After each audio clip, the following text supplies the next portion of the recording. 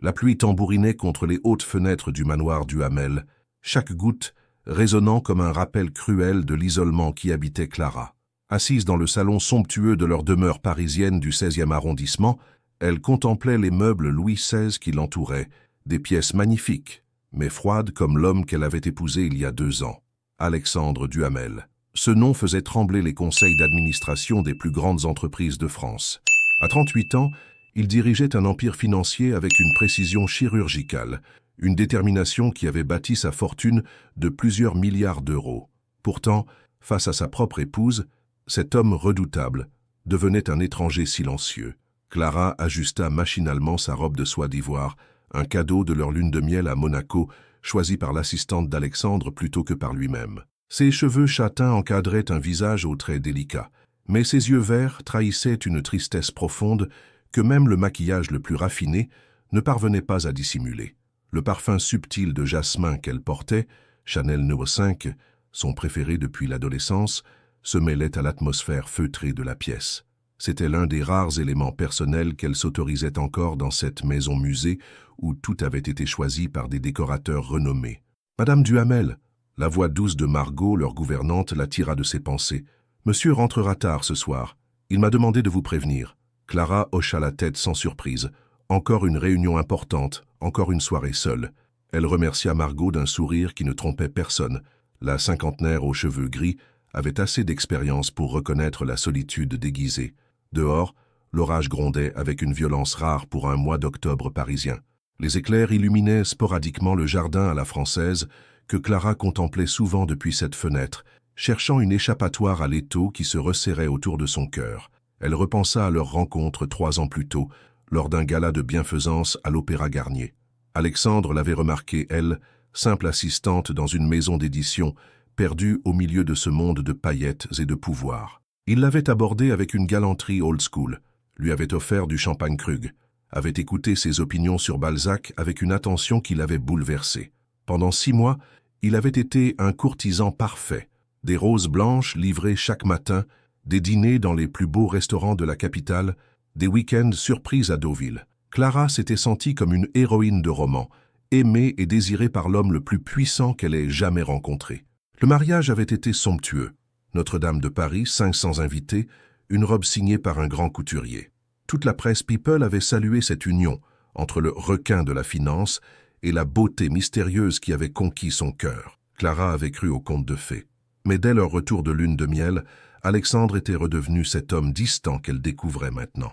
Poli, courtois, mais hermétique. Il partait tôt le matin, rentrait tard le soir, répondait par monosyllabes à ses tentatives de conversation. Leur repas se déroulait dans un silence pesant, rythmé seulement par le tintement discret de l'argenterie contre la porcelaine de Limoges. Clara avait tenté de comprendre, de s'adapter, de trouver sa place dans cette vie dorée mais vide. Elle avait rejoint des associations caritatives, s'était inscrite à des cours de piano, avait même suggéré de redécorer certaines pièces pour y apporter sa touche personnelle. À chaque fois, Alexandre acquiesçait distraitement avant de replonger dans ses dossiers ou ses appels téléphoniques. Le pire, c'était l'intimité, ou plutôt son absence. Leur chambre commune était devenue un territoire neutre où ils cohabitaient sans se toucher, sans se parler. Alexandre dormait de son côté du lit king size, Clara du sien, un océan de soie froide entre eux.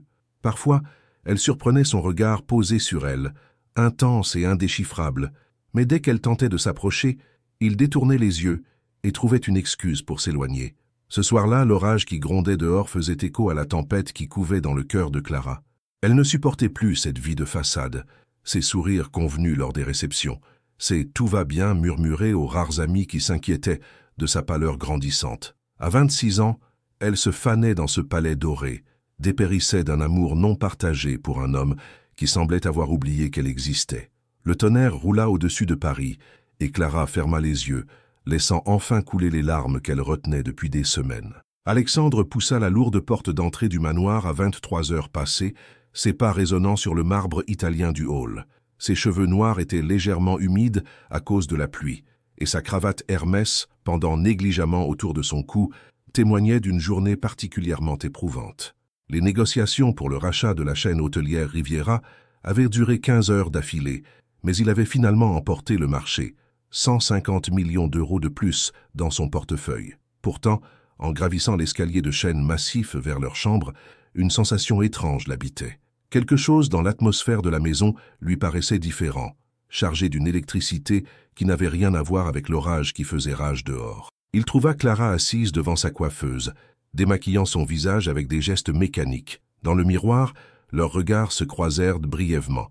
Les yeux verts de sa femme brillaient d'une intensité qu'il ne lui avait jamais vue. Alexandre desserra sa cravate en silence, évitant de soutenir ce regard qui semblait vouloir percer ses défenses. « Comment s'est passée ta journée ?»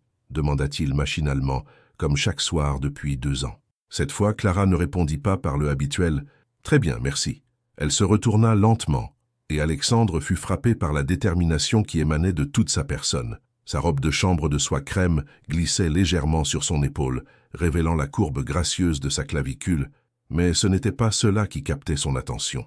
C'était cette flamme nouvelle dans ses yeux, cette tension dans sa posture qui lui rappelait un animal sur le point de bondir. « Dis-moi, Alexandre. » Sa voix était calme, mais il y percevait une note dangereuse. « Quand exactement as-tu décidé que notre mariage était terminé ?»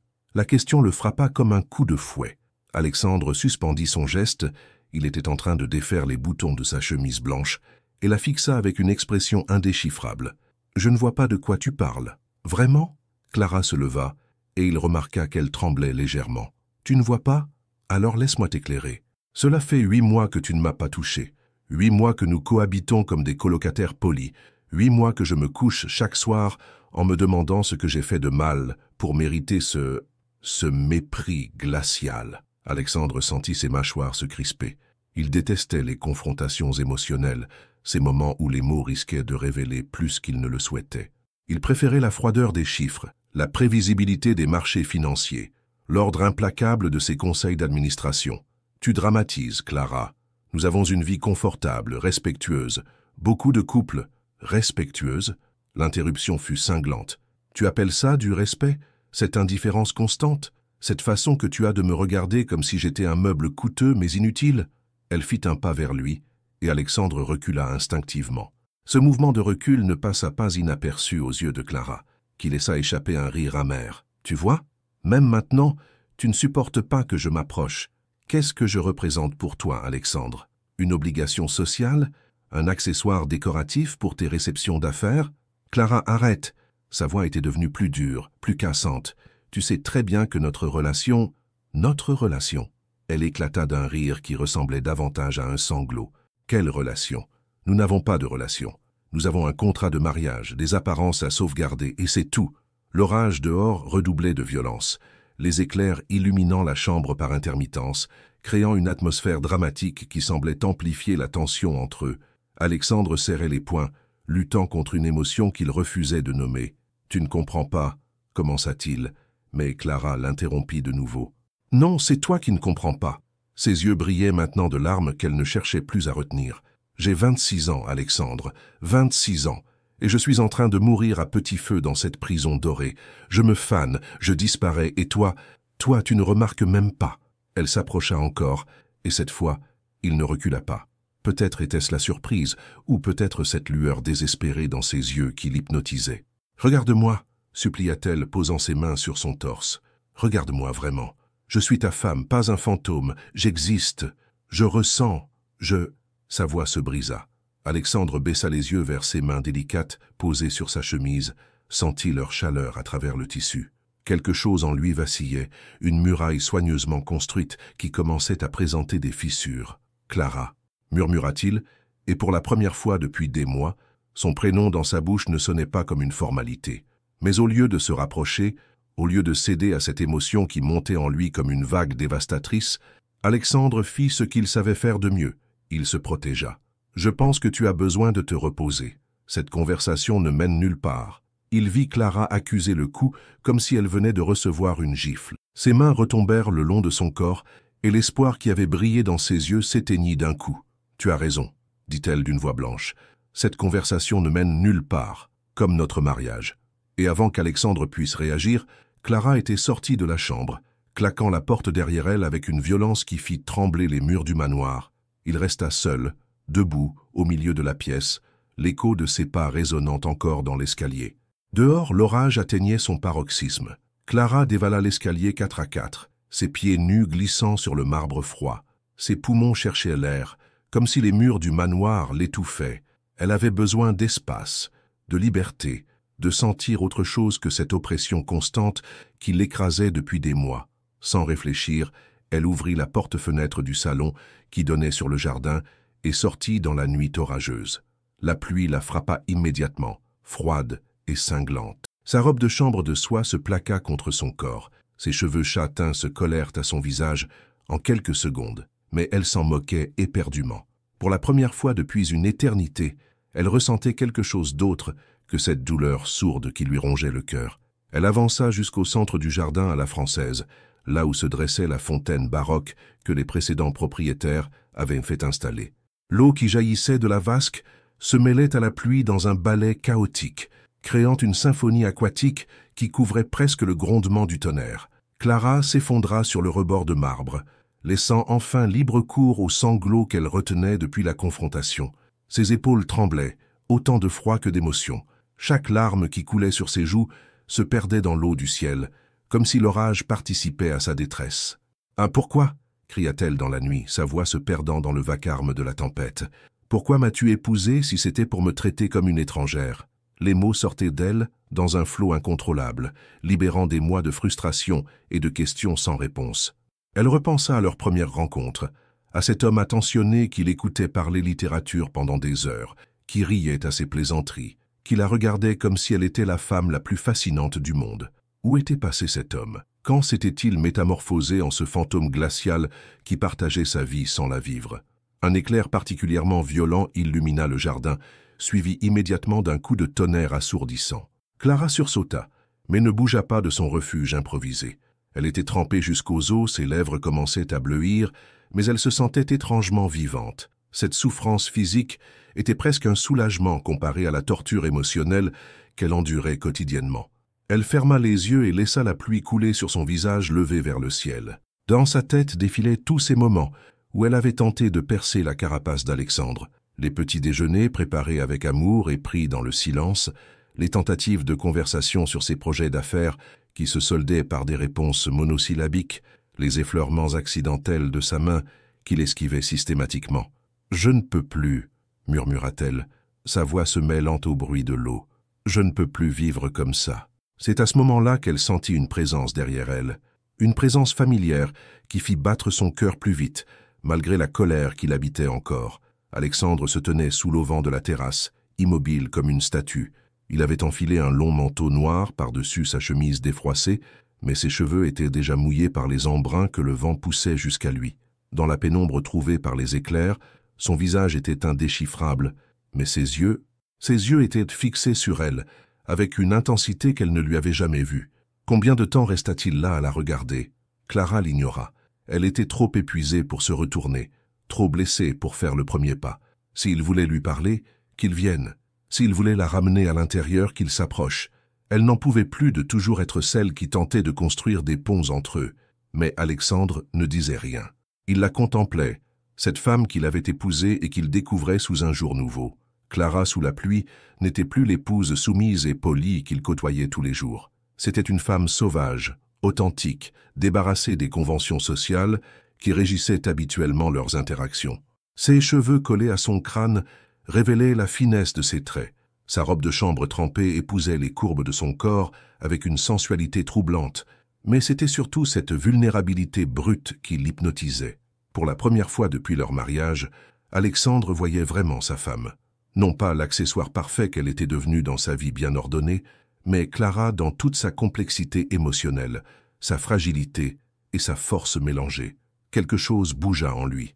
Une fissure dans le mur qu'il avait soigneusement érigé autour de son cœur, un élan qu'il ne contrôlait pas, une émotion primitive qui lui nouait la gorge.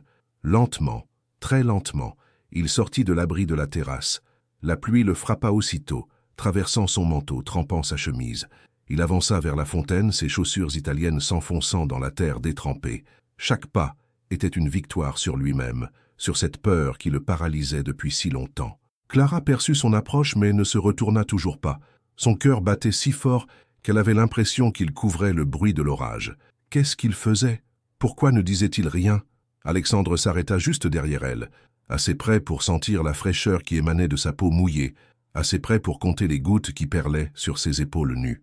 Et dans ce jardin battu par la tempête, face à cette femme qui pleurait sa solitude, quelque chose céda définitivement dans le cœur d'Alexandre Duhamel. Sans un mot, sans explication, il tendit la main vers elle. La main d'Alexandre effleura l'épaule de Clara avec une douceur qu'elle ne lui connaissait pas. Ce contact, si léger soit-il, la fit frissonner plus intensément que le froid de la pluie.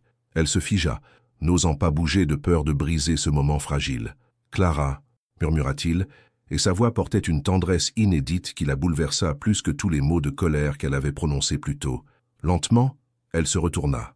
Alexandre se tenait là, trempé comme elle, ses cheveux noirs plaqués sur son front, sa chemise blanche devenue transparente sous le manteau ouvert. Mais ce qui la frappa le plus, c'était son regard. Pour la première fois depuis leur mariage, il n'y avait plus cette distance glaciale, cette muraille invisible qui les séparait. Ses yeux gris reflétaient quelque chose qu'elle n'arrivait pas encore à identifier, de la confusion, de la peur, mais aussi autre chose. « Tu vas tomber malade », dit-il doucement, retirant son manteau pour le poser sur ses épaules. Le geste était si naturel, si protecteur, que Clara sentit sa gorge se serrer. Combien de fois avait-elle rêvé d'un tel élan de sa part? Combien de nuits avait-elle imaginé qu'il viendrait la chercher, qu'il s'inquiéterait pour elle? « Ça n'a pas d'importance », répondit-elle, mais sa voix tremblait. « Rien n'a d'importance. » Alexandre fronça les sourcils. Sous la pluie battante, il semblait différent, moins maîtrisé, plus humain. Ses traits habituellement figés dans une expression de contrôle parfait révélèrent maintenant une vulnérabilité qu'elle ne lui avait jamais vue. « Ne dis pas ça. » Il fit un pas vers elle, réduisant encore l'espace entre eux. « Ne dis jamais ça. » « Pourquoi ?» Clara releva le menton avec défi, malgré les larmes qui coulaient toujours sur ses joues. « Qu'est-ce que ça peut te faire? Tu ne me vois même pas. Depuis 2 ans, je suis invisible pour toi. Tu crois que je ne te vois pas ?» Sa voix monta légèrement, chargée d'une émotion qu'il ne maîtrisait plus. « Tu crois que je ne remarque pas la façon dont tu me regardes le matin au petit déjeuner? Tu crois que je n'entends pas tes soupirs quand tu penses que je ne fais pas attention? Tu crois que je ne sens pas ton parfum dans toute la maison ?» Clara écarquilla les yeux, saisie par cette confession inattendue. Alexandre passa une main dans ses cheveux mouillés, un geste nerveux qu'elle ne lui avait jamais vu faire. « Je te vois tout le temps, Clara. C'est justement le problème. »« Je ne comprends pas, » balbutia-t-elle. Un éclair illumina le jardin, révélant l'intensité de son expression. Alexandre la regardait comme s'il la découvrait, comme si c'était la première fois qu'il la voyait vraiment. Ses yeux parcouraient son visage avec une attention troublante, s'attardant sur ses lèvres entr'ouvertes, sur ses yeux brillants de larmes. « Tu ne comprends pas parce que je ne t'ai jamais rien expliqué. » Il se rapprocha encore, si près maintenant qu'elle pouvait sentir la chaleur de son corps malgré le froid de la nuit. « Parce que je suis un lâche. »« Alexandre, non, laisse-moi parler. » Sa voix était rauque, chargée d'une urgence nouvelle. « Tu veux savoir pourquoi je garde mes distances? Pourquoi je fuis dès que tu t'approches ?» Clara hocha la tête, suspendue à ses lèvres. « Parce que tu me fais peur. » L'aveu tomba entre eux comme une bombe. Terreur pure. Tu débarques dans ma vie bien ordonnée avec tes sourires, ta gentillesse, ta façon de voir la beauté partout, et tu bouleverses tout. Il leva une main vers son visage, hésita, puis finalement caressa sa joue du bout des doigts. Ce contact électrisa Clara qui ferma les yeux malgré elle. Tu me donnes envie de choses que je ne me suis jamais autorisées. Tu me fais ressentir des émotions que je ne contrôle pas. Et ça me terrifie. Pourquoi? Chuchota-t-elle, rouvrant les yeux pour plonger dans son regard. Alexandre sembla lutter contre lui-même. Ses mâchoires étaient crispées, ses poings serrés, comme s'il était en guerre avec ses propres démons. La pluie continuait de tomber sur eux, mais ni l'un ni l'autre ne semblait plus s'en soucier. « Parce que tout ce que j'ai jamais touché s'est brisé, Clara. » Sa voix n'était plus qu'un souffle. « Et toi, tu es trop précieuse pour que je prenne le risque de te détruire. » Cette révélation bouleversa Clara plus que tous les reproches qu'elle avait pu lui faire. Elle découvrait un Alexandre qu'elle ne soupçonnait pas, un homme rongé par ses propres peurs, paralysé par la terreur de faire du mal à celle qu'il « Tu ne me détruirais pas », dit-elle avec une conviction qui l'étonna elle-même. « Tu ne pourrais pas. Tu ne me connais pas vraiment. Alors montre-moi. » Elle posa ses mains sur son torse, sentant les battements désordonnés de son cœur sous sa paume. « Arrête de décider pour moi. Arrête de me protéger de toi. Laisse-moi choisir. » Alexandre baissa les yeux vers ses mains posées sur lui, si petites, et pourtant si puissantes dans leur capacité à faire voler en éclats toutes ses défenses. Quelque chose en lui cédait définitivement, comme un barrage qui rompt sous la pression. Quand il releva la tête, Clara vit que quelque chose avait changé dans son regard. La peur était toujours là, mais elle était maintenant mélangée à autre chose de plus fort, de plus primitif. « Clara » murmura-t-il, et son prénom dans sa bouche sonnait comme une prière. Et dans ce jardin balayé par la tempête, sous les éclairs qui zébraient le ciel parisien, Alexandre Duhamel fit ce qu'il s'interdisait depuis 2 ans. Il laissa tomber ses défenses. Sans prévenir, sans un mot d'explication, Alexandre prit le visage de Clara entre ses mains et l'embrassa. Ce ne fut pas le baiser timide d'un homme qui découvre, mais l'explosion de 2 années de désir refoulé. Ses lèvres s'écrasèrent contre les siennes avec une faim dévorante, comme s'il avait été privé d'air et qu'elle était son seul moyen de respirer. Clara chancela sous l'intensité du contact, ses mains se cramponnant instinctivement à sa chemise trempée. La pluie continuait de tomber autour d'eux, mais il ne la sentait plus. Il n'y avait plus que cette bouche contre la sienne, ses mains qui tremblaient contre sa peau, ce cœur qui battait si fort qu'elle l'entendait malgré le fracas de l'orage. Alexandre l'embrassait comme un homme qui se noie s'accroche à une bouée. Ses doigts s'en mêlaient dans ses cheveux mouillés, la pressant contre lui avec une urgence qui la bouleversait. Elle sentait sa poitrine se soulever rapidement contre la sienne, sa respiration hachée qui se mêlait à la sienne. Quand ils se séparèrent enfin, Alexandre appuya son front contre le sien, les yeux fermés, comme s'il avait peur de croiser son regard. « Mon Dieu !» murmura-t-il, sa voix rauque trahissant l'émotion qui le submergeait. « Clara, je... Ne t'excuse pas, coupa-t-elle, portant sa main à ses lèvres encore brûlantes. Ne gâche pas ce moment en t'excusant. » Il rouvrit les yeux, et ce qu'elle y lut la fit frissonner. Ce n'était plus l'homme contrôlé qu'elle connaissait. C'était quelqu'un de plus sauvage, de plus vrai. Ses pupilles dilatées reflétaient un désir si intense qu'elle sentit ses jambes flageoler. « Tu ne sais pas ce que tu me fais, » chuchota-t-il, ses mains remontant le long de ses bras, laissant une traînée de feu sur sa peau glacée. « Depuis le premier jour, tu ne sais pas. Alors montre-moi, » répondit-elle en écho à ses propres mots de quelques minutes plus tôt. « Montre-moi ce que je te fais. » Cette phrase fut comme une étincelle sur de la poudre. Alexandre gronda sourdement et la plaqua contre lui, ses bras se refermant autour d'elle comme s'il avait peur qu'elle s'évapore. Il l'embrassa de nouveau, plus doucement cette fois, mais avec une sensualité qui lui coupa le souffle. Ses lèvres descendirent le long de sa mâchoire, trouvèrent ce point sensible, juste sous son oreille, qui la fit gémir malgré elle. Ce son sembla le rendre fou. Il la souleva sans effort, la faisant asseoir sur le rebord de la fontaine, se plaçant entre ses jambes avec une intimité qui fit battre son cœur plus vite encore. Clara, son prénom était une caresse sur ses lèvres. Ma Clara. Le possessif la fit fondre. Jamais il ne l'avait appelée ainsi. Jamais il n'avait mis tant de tendresse dans sa voix. Ses mains couraient sur son dos, remontaient vers ses épaules, redescendaient vers sa taille avec une adoration qui la bouleversait. « Pourquoi maintenant ?» haleta-t-elle entre 2 baisers. « Pourquoi cette nuit ?» Alexandre s'immobilisa, son regard plongeant dans le sien. Dans ses yeux gris, elle vit passer une ombre de vulnérabilité qui lui serra le cœur. « Parce que je n'en peux plus, » avoua-t-il. « Parce que te voir souffrir à cause de moi me tue. Parce que cette nuit, sous cette pluie, tu es tellement belle que j'en ai mal. » Ses doigts tracèrent les contours de son visage avec une douceur infinie, comme s'il mémorisait chaque détail. « Tu aurais dû partir, Clara. Tu aurais dû me quitter il y a des mois. N'importe quelle femme sensée l'aurait fait. Je ne suis peut-être pas censée, » murmura-t-elle, posant ses mains sur ses joues rugueuses. « Peut-être que je suis juste amoureuse. » Ces mots le frappèrent comme une révélation. Alexandre ferma les yeux, comme si entendre cette déclaration lui faisait physiquement mal. « Ne dis pas ça, » chuchota-t-il. « Pourquoi? C'est la vérité. Je t'aime, Alexandre. Je t'aime depuis le premier jour. Et ça me tue de te voir lutter contre tes propres sentiments. Tu ne comprends pas. » Il rouvrit les yeux et elle y lut une détresse profonde. « Je ne sais pas comment on fait. Je ne sais pas comment on aime quelqu'un sans le détruire. » Clara sentit son cœur se briser devant tant de souffrances cachées. Elle comprenait enfin la véritable raison de sa distance. Ce n'était pas de l'indifférence, mais une peur panique de gâcher ce qu'il y avait entre eux. « Alors apprends, » dit-elle simplement. « Apprends avec moi. » Cette phrase eut sur lui l'effet d'une libération. Quelque chose dans ses épaules se détendit, comme si un poids énorme venait de s'envoler. Il la regardait avec une intensité nouvelle, mélange de désespoir et d'espoir. « Tu es sûr ?» demanda-t-il, sa voix à peine audible. « Tu es sûr de vouloir prendre ce risque ?» Pour toute réponse, Clara l'attira vers elle et l'embrassa avec toute la passion qu'elle avait gardée en elle pendant 2 longues années.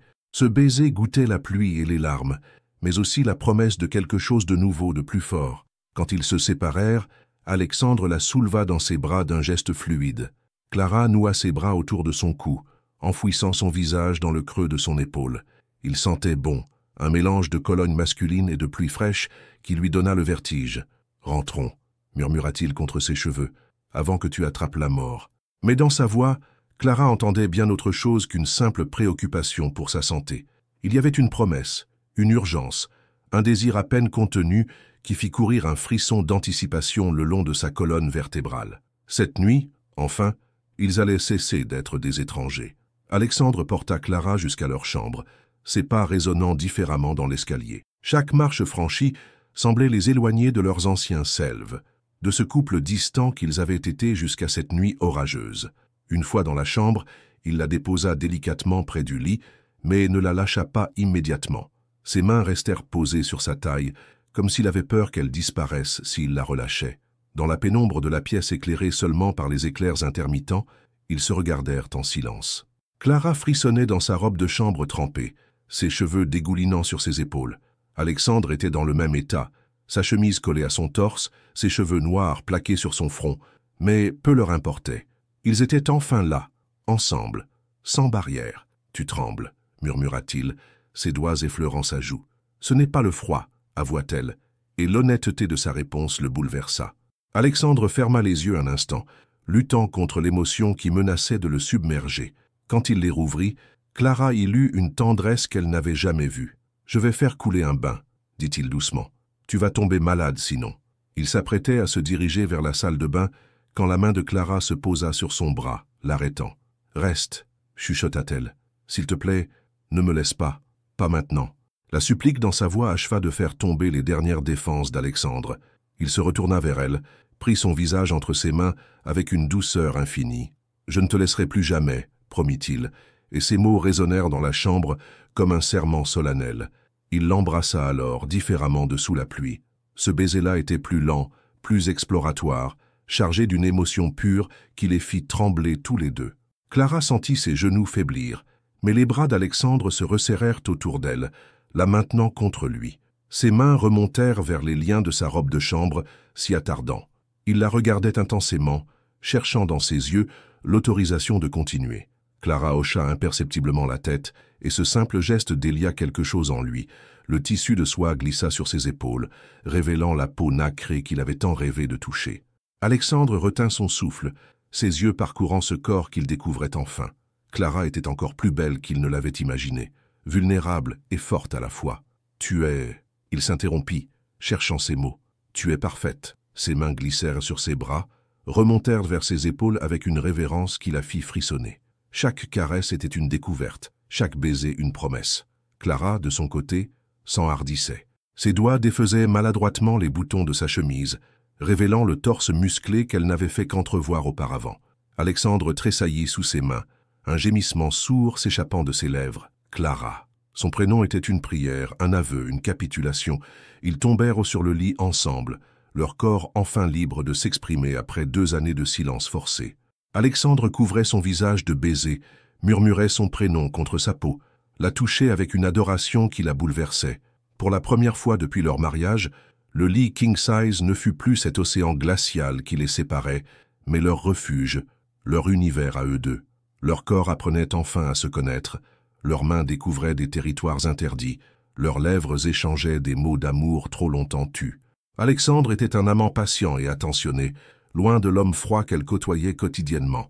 Il prenait son temps, savourait chaque réaction, chaque soupir qu'il arrachait à Clara.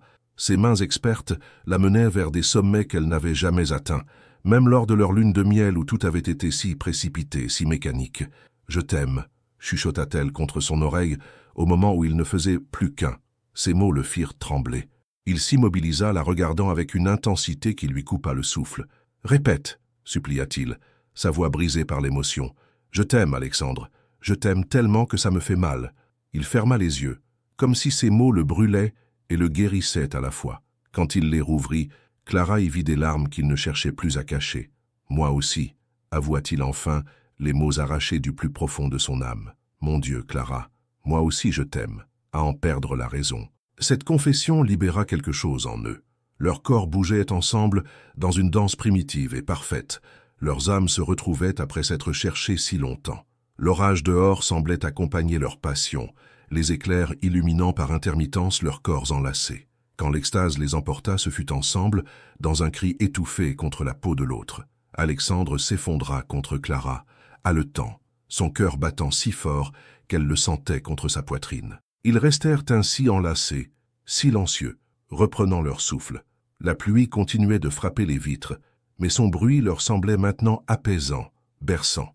Alexandre se redressa légèrement pour regarder Clara. Ses cheveux étalés sur l'oreiller, ses lèvres gonflées par ses baisers, ses yeux brillants de bonheur, elle était rayonnante. « Nous venons de tout changer », murmura-t-il, caressant sa joue. « Tout », acquiesça-t-elle, un sourire lumineux éclairant son visage. Il l'attira plus près de lui, nichant sa tête au creux de son épaule. Pour la première fois depuis leur mariage, Alexandre Duhamel s'endormit sereinement, Clara blottie contre lui, leurs corps et leurs cœurs enfin réconciliés. Clara s'éveilla en douceur, bercée par une sensation de bien-être qu'elle n'avait pas ressentie depuis des mois.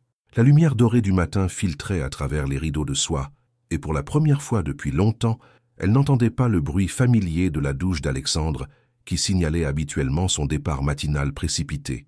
Elle se tourna lentement, s'attendant à trouver le lit vide comme tous les matins depuis 2 ans. Mais Alexandre était là, allongé sur le côté, la regardant avec une intensité qui la fit rougir. « Bonjour », murmura-t-elle, soudain intimidée par ce regard qui semblait la redécouvrir. « Bonjour, ma belle », répondit-il, sa voix encore rauque de sommeil. Ce simple surnom la fit fondre. Il tendit la main vers son visage, écarta une mèche de cheveux qui barrait sa joue. Ce geste si naturel contrastait avec la distance qu'il maintenait habituellement entre eux. « Tu as bien dormi ?» demanda-t-il, ses doigts traçant des cercles apaisants sur son bras nu. « Mieux que jamais », avoua-t-elle, et c'était la vérité. Pour la première fois depuis leur mariage, elle avait dormi d'un sommeil profond et réparateur, blotti contre lui. Alexandre sourit, un vrai sourire, pas le rictus poli qu'il arborait habituellement. Mais Clara perçut quelque chose dans ses yeux, une ombre fugace qui l'inquiéta. « Qu'est-ce qui ne va pas ?» demanda-t-elle, connaissant désormais assez bien les nuances de ses expressions. Il hésita, son regard fuyant le sien. Cette réaction familière fit ressurgir les angoisses de Clara. Allait-il redevenir l'homme distant de la veille? Cette nuit magique n'avait-elle été qu'une parenthèse? « Alexandre !» insista-t-elle, posant sa main sur son torse. « Parle-moi !» Il soupira, ses mâchoires se crispant légèrement. Clara reconnut les signes. Il était en train de se refermer, de reconstruire ses murailles. « Je réfléchis », finit-il par dire. « À quoi ?» Le cœur de Clara commençait à battre plus vite et pas de la bonne manière. À ce qui s'est passé hier soir, à ce que ça signifie, à ce que... Il s'interrompit, passant une main dans ses cheveux ébouriffés. « Tu regrettes ?» Ce n'était pas une question. Clara sentit son estomac se nouer, la peur familière de l'abandon revenir au galop. « Non !» Sa réaction fut immédiate et véhémente. « Non, Clara, ce n'est pas ça. Comment pourrais-je regretter la plus belle nuit de ma vie ?» Ces mots la rassurèrent un peu, mais l'angoisse ne disparut pas complètement. Elle connaissait trop bien cette expression sur son visage, celle qu'il arborait quand il s'apprêtait à prendre une décision qu'elle n'aimerait pas. « Alors qu'est-ce qui te préoccupe ?» Alexandre se redressa contre les oreillers, attirant Clara contre lui. Elle se blottit dans ses bras, savourant cette intimité nouvelle, tout en redoutant ce qu'il allait dire. « Je pense à nous, à notre avenir. » Il resserra son étreinte, comme s'il puisait du courage dans ce contact. « Clara, tu sais que ma vie n'est pas simple. Mon travail, mes responsabilités, les ennemis que j'ai pu me faire dans le monde des affaires, où veux-tu en venir?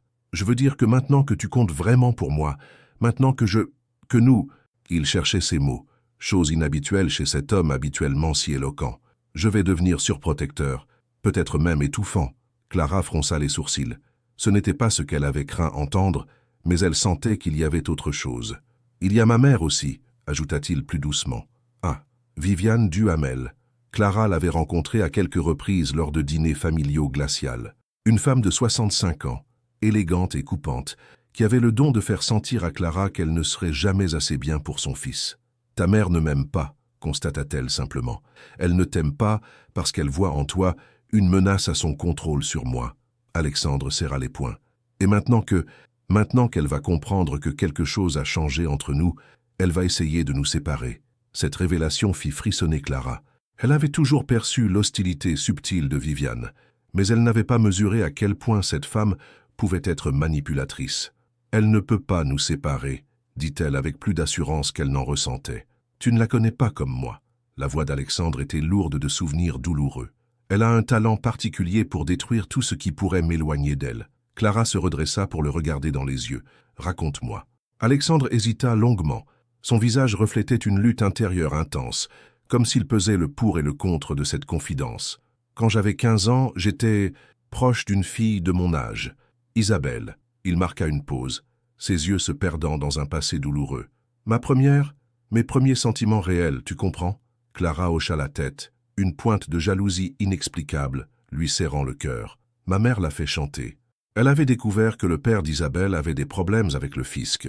Elle a menacé de tout révéler si la fille ne me quittait pas. Mon Dieu. Clara porta sa main à sa bouche. Isabelle m'a quitté du jour au lendemain, sans explication. J'ai mis des années à comprendre pourquoi. Sa voix se durcit. Et ce n'était pas la première fois. Chaque fois que je montrais de l'attachement pour quelqu'un, cette personne disparaissait mystérieusement de ma vie. Clara commençait à comprendre la profondeur des blessures d'Alexandre. Cette révélation expliquait tant de choses. Sa difficulté à s'attacher, sa peur de l'intimité, sa tendance à maintenir les autres à distance. C'est pour ça que tu m'as épousée, réalisa-t-elle soudain, parce que tu pensais que c'était un arrangement qui ne risquait pas de devenir réel. Alexandre ferma les yeux, accusant le coup. En partie, oui, je pensais pouvoir te garder près de moi sans risquer de t'aimer vraiment. Cette confession aurait dû la blesser, mais étrangement, elle ne fit que renforcer sa détermination. Eh bien, tu as échoué, dit-elle en caressant sa joue. Tu es tombé amoureux de moi malgré tout. Oui, admit-il dans un souffle. Et maintenant, j'ai peur de te perdre. Vraiment peur. Clara l'embrassa tendrement, y mettant toute la conviction dont elle était capable. Ta mère ne me fera pas fuir, promit-elle contre ses lèvres. Personne ne me fera fuir. Pas maintenant que je t'ai retrouvé. Mais même en prononçant ces mots, elle sentait qu'ils allaient être mis à rude épreuve. 3 jours après leur nuit de réconciliation, Clara commençait enfin à croire que leur bonheur était possible. Alexandre était redevenu l'homme attentionné qu'elle avait épousé, multipliant les gestes tendres et les regards complices. Il rentrait plus tôt du bureau, partageait ses repas avec elle, et leur nuit était un enchantement constant de redécouverte mutuelle. Ce mardi matin, elle préparait le petit déjeuner en chantonnant, habitude qu'elle avait perdue depuis des mois, quand Margot entra dans la cuisine, l'air préoccupé. « Madame Duhamel, Madame Viviane vient d'arriver. Elle souhaite vous voir. » Le sang de Clara se figea dans ses veines. Viviane Duhamel ne venait jamais au manoir sans prévenir. Sa belle-mère était le genre de femme qui orchestrait chacune de ses apparitions avec la précision d'un chef d'État. « Alexandre est-il là ?» demanda Clara, espérant secrètement que son mari pourrait servir de bouclier. « Monsieur Alexandre est parti tôt ce matin pour Marseille. Il ne rentrera que demain soir, » répondit Margot avec compassion. Clara ferma les yeux un instant.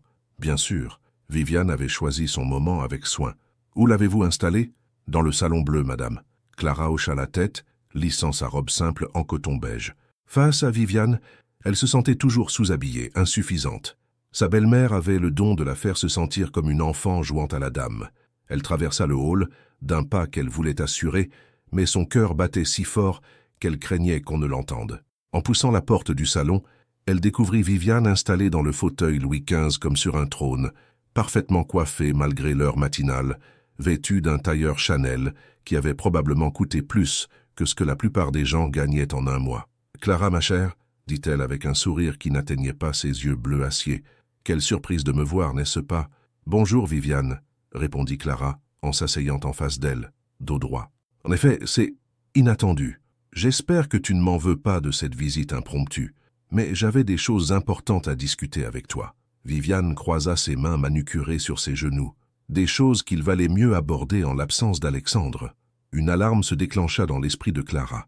Cette femme n'était jamais directe sans raison. « Je vous écoute. »« Bien. » Viviane sourit plus largement, mais l'expression restait glaciale. « J'ai remarqué un changement dans le comportement de mon fils ces derniers jours. Il semble plus distrait, plus émotionnel. » Clara s'efforça de garder une expression neutre, mais son cœur s'accéléra. Comment Viviane pouvait-elle déjà savoir? « Je ne vois pas de quoi vous voulez parler. » Vraiment? Le ton de Viviane se fit plus tranchant. Hier soir, Il a annulé un dîner d'affaires crucial pour rentrer dîner avec toi. Alexandre n'a jamais, au grand jamais, fait passer sa vie privée avant ses responsabilités professionnelles. Clara sentit une bouffée de fierté malgré elle. Alexandre avait vraiment changé. Peut-être qu'il apprend enfin à équilibrer sa vie, répondit-elle calmement. Viviane éclata d'un rire cristallin qui fit froid dans le dos à Clara. Équilibrer sa vie? Ma pauvre petite, tu ne connais vraiment pas mon fils. Alexandre n'équilibre rien. Quand quelque chose compte vraiment pour lui, il s'y consacre entièrement. Et quand ça ne compte plus, elle laissa sa phrase en suspens, le message implicite parfaitement clair. Que voulez-vous dire exactement? Je veux dire, ma chère Clara, qu'Alexandre traverse une phase. Viviane se pencha légèrement vers elle, son regard perçant. Une petite crise de la quarantaine précoce, si tu veux. Il croit qu'en se rapprochant de toi, il va retrouver sa jeunesse perdue, ses rêves romantiques d'adolescent. Chaque mot était prononcé avec une précision chirurgicale, conçue pour faire mal. « Mais tu sais ce qui se passe quand Alexandre obtient ce qu'il désire ?» continua Viviane. « Il se lasse rapidement. C'est arrivé avec ses entreprises, ses projets, ses liaisons précédentes. Nous sommes mariés, » répliqua Clara, luttant pour garder sa voix ferme. « Tant, ma petite, le mariage n'a jamais été un obstacle pour Alexandre. Tu penses être la première à croire qu'elle avait conquis son cœur ?» Cette révélation frappa Clara comme un coup de poignard. « Il y en a eu d'autres ?» Le sourire de Viviane s'élargit, satisfaite d'avoir touché dans le mille. « Bien sûr qu'il y en a eu d'autres. Lydia Moreau, par exemple, une ravissante avocate qu'Alexandre a courtisée pendant des mois. Elle aussi croyait être l'élu de son cœur. Elle aussi a cru qu'elle allait changer l'homme froid et distant en prince charmant. » Clara serrait les poings si fort que ses ongles s'enfonçaient dans ses paumes. Qu'est-ce qui lui est arrivé? Alexandre s'est lassé, évidemment. Une fois la conquête terminée, une fois qu'il a eu ce qu'il voulait, Viviane haussa les épaules avec désinvolture. Lydia a fini par comprendre qu'elle ne serait jamais qu'un jouet temporaire. Elle a eu la sagesse de partir avant d'être complètement brisée. « Hein, vous mentez » chuchota Clara, mais sa voix manquait de conviction. « Mentir? Moi ?» Viviane porta la main à sa poitrine avec une expression de fausse innocence. « Ma chère enfant, pourquoi mentirais-je? J'ai toujours été honnête avec toi.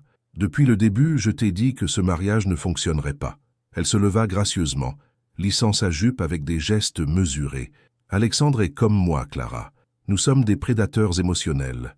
Nous prenons ce dont nous avons besoin, et quand nous n'en avons plus besoin, » elle s'approcha de Clara, se penchant vers elle. « Nous passons à autre chose. »« Sortez !» dit Clara d'une voix blanche. « Je vais partir, bien sûr.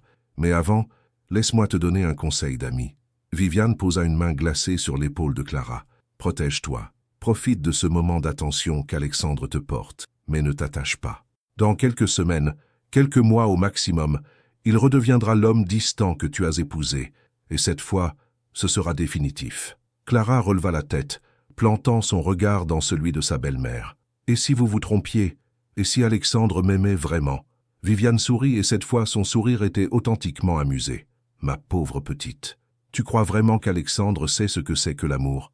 Elle se dirigea vers la porte, puis se retourna une dernière fois. « Il n'a connu que moi comme figure maternelle. Comment pourrait-il aimer une femme quand il n'a jamais été aimé par celle qui lui a donné la vie ?» Sur ces mots cruels, Viviane sortit du salon, laissant Clara seule avec ses doutes et ses peurs. Pour la première fois depuis leur nuit de réconciliation, Clara se demanda si elle ne s'était pas fourvoyée. Le reste de la journée fut un cauchemar éveillé pour Clara.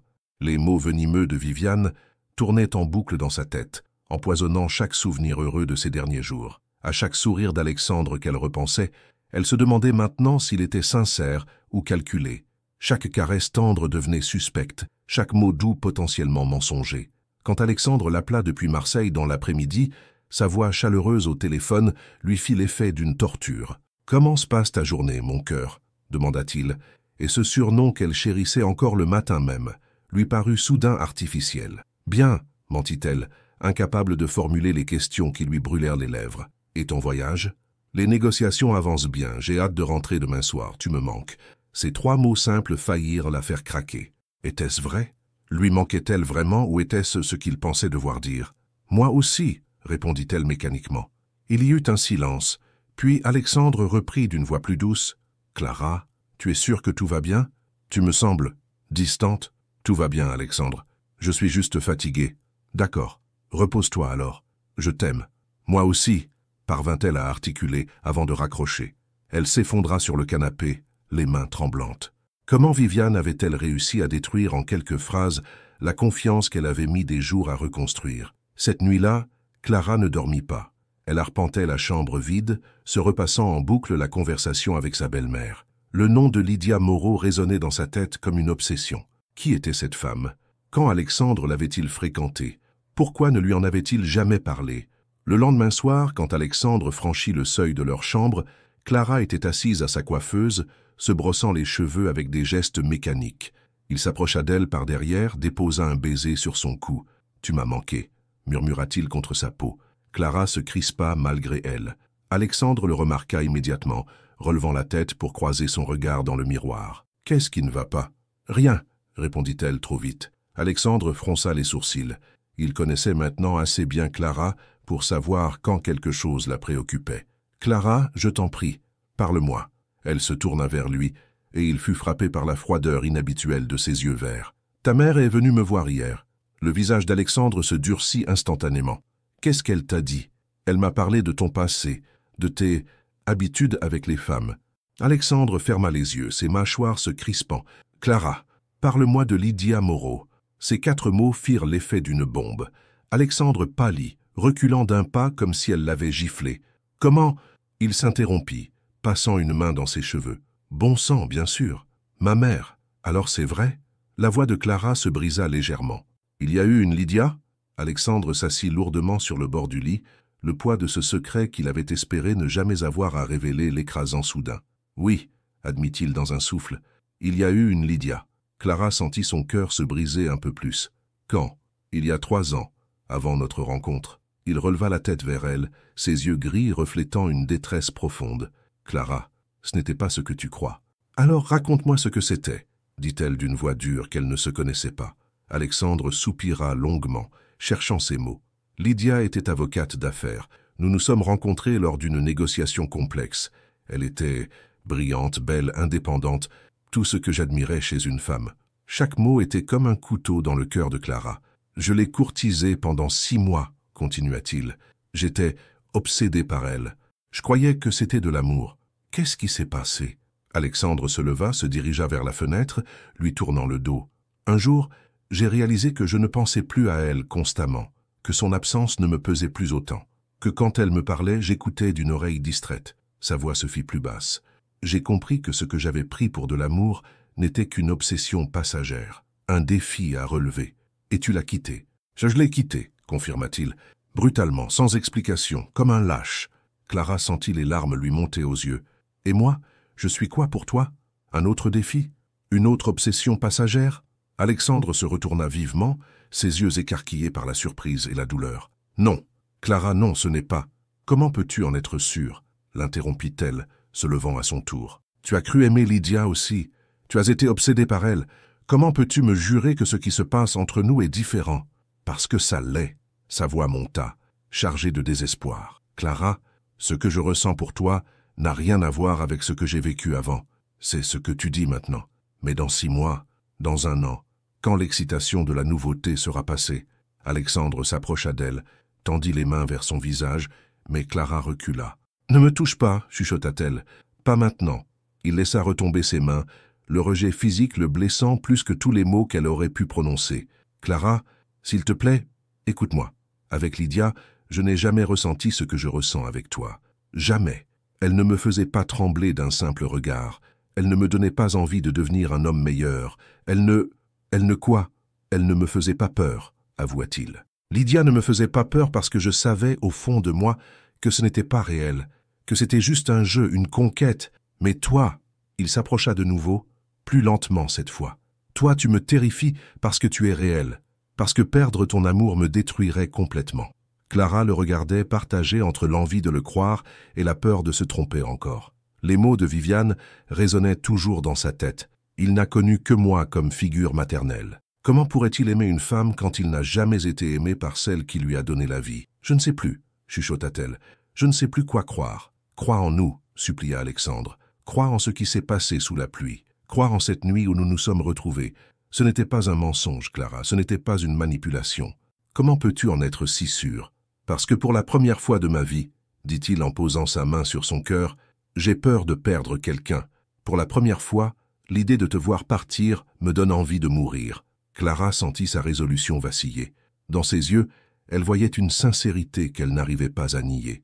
Mais les paroles de Viviane continuaient de la hanter. « J'ai besoin de temps, » finit-elle par dire. « J'ai besoin de réfléchir. » Alexandre hocha lentement la tête, même si ce geste lui coûtait visiblement. « Combien de temps? Je ne sais pas. » Cette nuit-là, pour la première fois depuis leur réconciliation, ils dormirent chacun de leur côté du lit, un océan glacial de nouveau étendu entre eux. 2 semaines s'écoulèrent dans un silence pesant. Alexandre et Clara cohabitaient comme des fantômes, échangeant à peine quelques mots polis lors des repas. Le manoir du Hamel était redevenu ce mausolée glacial qu'il avait été pendant 2 ans, mais cette fois, la souffrance était encore plus aiguë car ils avaient tous deux goûté au bonheur. Chaque matin, Alexandre partait plus tôt, rentrait plus tard. Clara passait ses journées aérées dans le jardin où tout avait commencé, se remémorant cette nuit sous la pluie qui semblait maintenant appartenir à une autre vie. Ce vendredi soir-là, il devait assister au gala annuel de la Chambre de commerce de Paris, un événement incontournable du monde des affaires français. Clara avait pensé à s'excuser, prétextant une migraine, mais quelque chose en elle refusait d'abandonner. Si leur mariage devait se terminer, au moins tiendrait-elle jusqu'au bout. Elle revêtit d'une robe de soie noire élégante, se maquilla avec soin, noua ses cheveux en un chignon sophistiqué. Dans le miroir, elle ressemblait à la parfaite épouse de milliardaire qu'elle était censée être, mais ses yeux trahissaient une tristesse que le fond de teint ne parvenait pas à masquer. Alexandre l'attendait au pied de l'escalier, resplendissant dans son smoking sur mesure. Quand il la vit descendre, quelque chose vacilla dans son regard, mais il se contenta d'un « tu es très belle » poli, avant de lui offrir son bras. Le trajet jusqu'à l'hôtel de Crillon se déroula dans un silence tendu. Clara regardait défiler les lumières de Paris par la vitre de la Bentley, se demandant si c'était la dernière fois qu'elle participait à ce genre d'événement en tant qu'épouse d'Alexandre Duhamel. Le gala battait son plein quand ils arrivèrent. Tout le gratin parisien était présent. Industriels, politiques, aristocrates. Clara connaissait le rituel par cœur. Sourire de façade, conversation superficielle, compliments hypocrites. Elle joua son rôle à la perfection, au bras d'Alexandre qui dominait les conversations avec son charisme habituel. Mais elle remarquait les regards, les chuchotements étouffés quand il passait. Quelque chose n'allait pas. « Alexandre », murmura-t-elle, pendant qu'il saluait un ministre. « Les gens nous regardent bizarrement. » Il se tendit imperceptiblement. « Je sais, ma mère est ici. » Clara balaya la salle du regard et aperçut Viviane, élégante dans une robe bordeaux, entourée d'un groupe de femmes de la haute société. Sa belle-mère lui adressa un sourire glacial avant de reprendre sa conversation animée. « Qu'est-ce qu'elle leur raconte ?» demanda Clara, un mauvais pressentiment l'envahissant. « Peu importe. » La voix d'Alexandre était tendue. « Nous allons partir. »« Non. » Clara posa sa main sur son bras. « Je ne fuirai pas. Pas cette fois. » Alexandre la regarda avec surprise, reconnaissant soudain la femme forte qu'il avait épousée sous cette fragilité apparente. C'est à ce moment que Philippe Lacroix, l'un des rivaux d'affaires d'Alexandre, s'approcha d'eux avec un sourire mauvais. « Alexandre, Clara, quel plaisir de vous voir ensemble. » Son ton était perfidement cordial. « J'espère que les rumeurs sont fausses. »« Quelles rumeurs ?» demanda Clara, même si elle redoutait la réponse. « Ah, vous n'êtes pas au courant ?» Philippe feignit la surprise. « Il paraît que votre mariage traverse des difficultés, que Clara n'était qu'un arrangement temporaire qui arrive à son terme. » Clara sentit le sang se retirer de son visage. Autour d'eux, les conversations s'étaient tues. Tous les regards étaient braqués sur eux. « Philippe, » dit Alexandre d'une voix dangereusement calme, « je te conseille de... »« Ça, après tout, c'est compréhensible, » continua Philippe, ignorant l'avertissement. « Un homme comme toi ne peut pas s'encombrer longtemps d'une femme si... ordinaire. » Le mot claqua comme une gifle. Clara vacilla, humiliée devant tout ce beau monde qui se repaissait du spectacle. Elle vit les sourires narquois, entendit les murmures approbateurs. Tous attendaient qu'Alexandre confirme par son silence cette version des faits. Elle se tourna vers son mari, le cœur battant. C'était le moment de vérité. Allait-il la défendre ou laisser sa réputation sociale l'emporter sur leurs sentiments? Alexandre regardait Philippe avec une intensité glaciale, ses poings serrés le long de son corps. Le silence s'éternisait, lourd de tous les non-dits. Puis, soudain, quelque chose changea dans son expression. Ses épaules se détendirent, son regard se radoucit en se posant sur Clara. Et dans ses yeux gris, elle vit une détermination qu'elle n'y avait jamais vue. « Tu as raison, Philippe, » dit-il d'une voix claire qui porta dans tout le salon. « Je ne peux pas m'encombrer d'une femme ordinaire. » Clara sentit son cœur se briser. Ainsi, c'était fini. Il allait l'abandonner devant tout le monde, confirmer les ragots de sa mère. Mais Alexandre n'avait pas terminé. Heureusement, continua-t-il en se tournant vers elle, Clara n'a rien d'ordinaire. Il prit ses mains dans les siennes, et devant l'assemblée médusée, Alexandre Duhamel fit ce qu'il n'avait jamais fait de sa vie. Il ouvrit complètement son cœur. Clara est la femme la plus extraordinaire que j'ai jamais rencontrée. Elle a réussi à faire tomber toutes les murailles que j'avais construites autour de mon cœur. Elle m'a appris ce qu'était vraiment l'amour. Sa voix se fit plus forte, plus passionnée. Elle est ma lumière dans l'obscurité, ma paix dans la tempête, ma raison de me lever chaque matin. Clara écarquilla les yeux, des larmes coulant silencieusement sur ses joues. « Je l'aime », déclara Alexandre, face à cette foule silencieuse. « Je l'aime de tout mon être, de toute mon âme. Et si quelqu'un dans cette salle a un problème avec ça, il n'a qu'à venir me le dire en face. » Sans prévenir, il l'attira contre lui et l'embrassa passionnément, devant tout le gratin parisien ébahi. Ce baiser goûtait la libération, la victoire sur ses propres démons, l'amour enfin assumé. Quand ils se séparèrent, Clara plongeait dans ses yeux et y lisait une vérité qu'elle ne pourrait plus jamais remettre en question. « Je t'aime aussi », chuchota-t-elle contre ses lèvres. « Pardonne-moi d'avoir douté. »« Non », dit-il en caressant son visage, « pardonne-moi de ne pas avoir su te le prouver plus tôt. » Dans le public, elle aperçut Viviane, le visage livide de rage et de défaite. Sa belle-mère comprenait qu'elle avait perdu. Alexandre avait choisi, publiquement et définitivement. « Rentrons à la maison », murmura Alexandre. « Notre maison », corrigea Clara avec un sourire radieux. Main dans la main, ils sortirent du gala sous les regards stupéfaits de l'assistance, laissant derrière eux les fantômes du passé et les manipulations toxiques. Dans la Bentley qui les ramenait vers leur bonheur, Alexandre serra la main de Clara contre son cœur. « Plus jamais », promit-il. « Plus jamais je ne laisserai qui que ce soit nous séparer. Plus jamais », acquiesça-t-elle. Et cette fois, Clara savait qu'elle pouvait lui faire confiance, car un homme qui déclare son amour devant tout Paris renonce définitivement à ses masques. Leur histoire ne faisait que commencer. Un an plus tard, octobre, Clara ouvrit lentement les yeux, réveillée par la caresse familière des lèvres d'Alexandre sur son épaule nue. Un sourire étira aussitôt ses lèvres. Ce réveil tendre était devenu leur rituel quotidien depuis cette nuit qui avait tout changé. « Bonjour, mon amour », murmura-t-il contre sa peau, sa voix encore endormie, la faisant frissonner de plaisir. « Bonjour, toi », répondit-elle en se retournant dans ses bras pour plonger dans ses yeux gris qui ne la regardaient plus jamais avec distance. Dehors, les premières pluies d'automne tambourinaient contre les fenêtres, leur rappelant cette nuit mémorable qui avait marqué le début de leur véritable histoire d'amour. Mais cette fois, ils étaient bien au chaud dans leur lit, enlacés, comme ils ne s'étaient jamais lassés de l'être. « Tu sais quel jour nous sommes ?» demanda Alexandre en traçant des cercles apaisants sur son dos. « Comment pourrais-je l'oublier ?» Clara sourit plus largement. « Il y a exactement un an, j'étais sous la pluie en train de pleurer ma solitude, et moi j'étais un imbécile qui avait peur de ses propres sentiments. » Il déposa un baiser sur son front. « Heureusement que l'orage t'a poussé dans ce jardin. Heureusement que tu as eu le courage de me rejoindre. » Alexandre la serra plus fort contre lui, encore émerveillé par la facilité avec laquelle il communiquait maintenant. Plus jamais il n'avait connu ces silences pesants qui avaient empoisonné les premières années de leur mariage. Désormais, ils partageaient tout, leurs peurs, leurs rêves, leurs projets d'avenir. « J'ai une surprise pour toi », dit-il avec cet air mystérieux qu'elle lui connaissait bien maintenant. « Encore ?» Clara rit, touchée par l'attention constante qu'il lui portait. « Alexandre, tu me gâtes déjà beaucoup trop. Impossible de trop gâter la femme qu'on aime. » Il se leva et disparut dans son dressing, revenant avec une enveloppe élégante. « Tiens !» Clara s'assit dans le lit, intriguée. À l'intérieur de l'enveloppe, elle découvrit 2 billets d'avion pour les Maldives et la réservation d'un complexe hôtelier paradisiaque. « Alexandre !» s'exclama-t-elle. « Mais ton agenda, la fusion avec le groupe allemand, j'ai tout délégué à mes associés. » Il se rallongea près d'elle, l'attirant contre son torse. « Il y a un an, j'ai failli perdre la plus belle chose qui me soit jamais arrivée à cause de mon obsession pour le travail.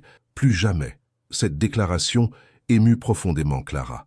L'Alexandre d'aujourd'hui était un homme transformé, qui avait appris à équilibrer ses priorités et à placer leur amour au centre de sa vie. « 2 semaines rien que pour nous, » continua-t-il. « Loin de Paris, loin de ma mère, loin de tous ceux qui pourraient essayer de nous compliquer la vie. » À la mention de Viviane, Clara sentit une ombre passer sur son bonheur. Sa belle-mère n'avait jamais digéré l'humiliation publique du gala.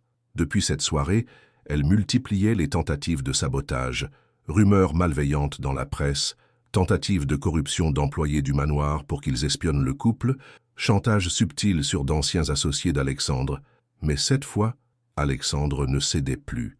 Il avait coupé les ponts financiers avec sa mère, avait fait changer les serrures du manoir, et surtout il ne cachait plus rien à Clara. Chaque manœuvre de Viviane était immédiatement dévoilée, désamorcée ensemble. « Ne pense plus à elle », chuchota-t-il, devinant le cours de ses pensées. « Elle n'a plus aucun pouvoir sur nous. » « Je sais. » Clara sourit, chassant ses pensées sombres. « Et j'ai moi aussi une surprise pour toi. »« Vraiment ?» Alexandre haussa un sourcil, intrigué. Clara se leva, se dirigea vers sa table de nuit et en sortit une petite boîte qu'elle lui tendit, avec une expression à la fois excitée et nerveuse.